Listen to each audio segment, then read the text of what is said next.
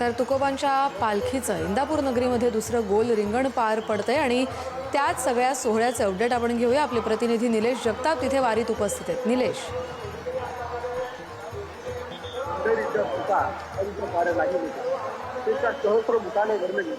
मंडळीच्या सुखात पोहोचू अधिकारी जन्मोजन्मी वारी घडलीच आहे। ही भावना मनात ठेवून कपाळी दुसरा आणि भव्य पताका उंचावत लाखो वैष्णवांचा मेळा या वारीमध्ये सहभागी झालाय। ही दृश्य आपण पाहतोय जगद्गुरु संत तुकाराम महाराजांच्या पालखी सोहळ्यातलं दुसरं मानाचं गोल रिंगणाला या ठिकाणी सुरुवात झाली आहे। सगळ्यात पहिल्यांदा भगव्या पताका खांद्यावरती घेतलेल्या वारकऱ्यांनी रिंगण पार पडलेलं आहे आणि त्यानंतर आता जे दृश्य आपण पाहतोय डोक्यावरती तुळशी वृंदावन घेतलेल्या महिला वारकरी यांचं रिंगण या ठिकाणी संपन्न झालं। वारकरी वारीमध्ये जे कदाचित वाट पाहत असतात तो म्हणजे हा खऱ्या अर्थानं रिंगण सोहळा आणि रिंगण सोहळा या ठिकाणी संपन्न होताना पाहायला मिळतोय। हे दृश्य आपण पाहतोय कशा प्रकारे रिंगण सोहळा या ठिकाणी संपन्न होतो। इंदापूर नगरीमध्ये हा रिंगण सोहळा संपन्न होतोय। छत्रपती शिवाजी महाराजांचे आजोबा मालोजीराजे भोसले यांची कर्मभूमी आणि समाजी असणारी भूमी आहे। त्यांच्या नावाला या इंदापूरची ओळख आहे आणि या इंदापूरमध्ये हे भव्य असं रिंगण सोहळा या ठिकाणी संपन्न होताना पाहायला मिळतोय। काही वेळापूर्वी या ठिकाणी सगळ्यात पहिल्यांदा जगद्गुरु संत तुकाराम महाराजांच्या पालखी सोहळ्यातील नगारखान्याचं आगमन झालं।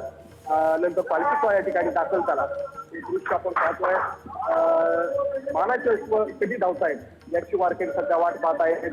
गुणेकरी टायकरी त्यांनी पताका घेतलेले वारकरी महिला वारकरी यांचं रिंगण संपन्न होत आहे आणि सगळ्यात शेवट या रिंगण सोहळ्यामध्ये जे मानाचे अश्व आहेत ते दोनही अश्व या ठिकाणी धावताना पाहायला मिळतात।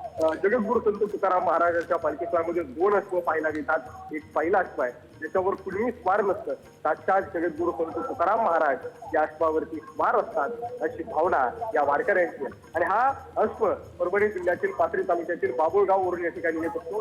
तर दुसरा अश्व त्याच्यावरती सेवक विराजमान असतो तो अश्व अकलूजच्या मोठे पाटील घराण्याकडून या वारीमध्ये सहभागी होताना पाहायला मिळतो। हे दोनही अश्व या ठिकाणी 3 फेऱ्या या रिंगण मैदानाला मारतात आणि मग त्यानंतर रिंगण सोहळा हा संपन्न होतो। याची हा क्षण आपल्या नजरेत कैद करण्यासाठी वारकऱ्यांनी या ठिकाणी मोठ्या संख्येने गर्दी केली आपल्याला पाहायला मिळते। तिकडे नजर जाईल तिथपर्यंत वारकरी मोठ्या संख्येने या ठिकाणी पाहायला मिळत आहेत। इंदापूर हे पुणे सोलापूर महामार्गावरती शहर असल्यानं लोक या ठिकाणी मोठ्या संख्येने उपस्थित होते आपण पाहू शकतो। ज्या ज्या ठिकाणी जागा देईल बिल्डिंग वरती इमारतीवरती आपल्या नजरेत कैद करण्यासाठी वारकऱ्यांनी या ठिकाणी मोठ्या संख्येने गर्दी केलेली आपल्याला पाहायला मिळते। जिकडे नजर जाईल तिथपर्यंत वारकरी मोठ्या संख्येने या ठिकाणी पाहायला मिळत आहेत। इंदापूर हे पुणे सोलापूर महामार्गावरती शहर असल्यानं लोक या ठिकाणी मोठ्या संख्येने उपस्थित आहेत। हे दृश्य आपण पाहू शकतो। ज्या ज्या ठिकाणी जागा मिळेल बिल्डिंग वरती इमारतीवरती त्या ठिकाणी वारकरी किंवा हे रिंगण पाहायला आलेले